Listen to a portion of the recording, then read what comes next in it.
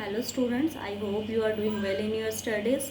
We will continue with the chapter India's foreign policy. So let us have a quick recap what we have done in the previous lecture. So we have studied the various factors which were responsible for deciding India's foreign policy. So internal and external factors. In internal factors, the challenge of democracy, challenge of territorial integrity, challenge of economic development. These are some of the factors which were the deciding factor. Then Nehru's role. Nehru was considered as the architect of India's foreign policy, and this non-alignment movement also played an important role. Distance from two camps. At that time, our leader decided not to join any of the superpower. The USA is having the military alliance NATO, and many countries were joining US military camp, and some of the countries they are with the Warsaw Pact, that is an military alliance of USSR. But India decided not to join any of the camp, and he followed the policy of non-alignment. Then peace and conflicts with the China. Before that, I would like to discuss Afro-Asian unity. What is Afro-Asian unity? Some of the countries which were got independence near to India's independence. So our leaders or Nehru convinced those countries not to join any of the superpower, because if maximum country they will support these superpowers, the world will be under the tension of another war. So these leaders, this Afro-Asian unity, that helped in reducing the tension of war, and Nehru was one of them to convincing those leaders or those countries. That is known as Afro-Asian unity. Then peace and conflict with China. In previous lecture we have discussed in detail what are the factors and circumstances in which China invaded India in 1962. There some main areas of disputes were the Tibet issue, the Dalai Lama, and boundary disputes. So now we will discuss the case of Pakistan, how this war and peace with Pakistan also responsible for the shaping our India's foreign policy. So we have a war with Pakistan in 1965. Lal Bahadur Shastri was the prime minister at that time. Although from the very beginning we have some tension with Pakistan just after independence, because they were doing some disturbing activities in Jammu Kashmir area. So still after the Kashmir conflict, both of the governments they cooperated on women who were abducted during that partition, and they tried to restore them in their original family. You must have remembered the Gadar movie. Hero was Sunny Deol and heroine was this Amisha Patel. That is based on the true fact of partitions. So that Muslim girl lost her family during the partition, and under circumstances she has to marry with the Sikh boy.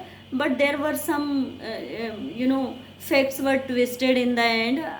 The end of the movie is not as per the actual information. Actually the girl was not willing to go back to her house, and that's why they ran away and with his husband, and finally she got died during her chances of escaping from the forces, because she don't want to go back. So this Tashkent agreement, after this Tashkent agreement, this Lal Bahadur Shastri got died with a severe heart attack, but it is considered his death is very mysterious, and still the opposition they are raising question on the role of Congress, on the issue of postmortem, and no investigations were made. Still the people and public they are criticizing then government ki no proper investigation was made. So by the intervention of this USSR, Tashkent agreement was made, and that is in January 1966. Another area is Bangladesh war in 1971. That is also a reason of dispute or tension between India and Pakistan, because Bangladesh earlier was the part of East Pakistan, and these East Pakistani people, they are basically the original people of West Bengal. These Bengali people, they were discriminated in Pakistan by the West Pakistani. They were dominating them, they were exploiting them, and their leader Sheikh Muzaffar Rahman, he won the election. Even after winning the election, those West Pakistan leaders, they were not willing to accept the results of the election. They arrested Sheikh Muzaffar Rahman, and the people protested. At that time, India has to intervene, and around 90,000 soldiers of Pakistan, they have to surrender in front of Indian army. Indian army got a very glorified victory on Pakistani army, and this Shimla agreement was done. At that time, Shimla agreement, which is very famous agreement between Indira Gandhi and Zulfikar Ali Bhutto, that is held in 3rd July 1972. The last factor for this India's foreign policy, that is India's nuclear policy. So in May 1974, the first nuclear test was done, and the purpose of doing that nuclear test was for the construction purpose or for peaceful purposes. Our leaders were very much clear about this nuclear test. They don't want to harm anybody's. At that time, the 5 superpowers, which were having veto power and permanent member of Security Council, they tried to dominate world's country by this NPT, non-proliferation treaty, but India refused to sign it because it was a very discriminatory treaty.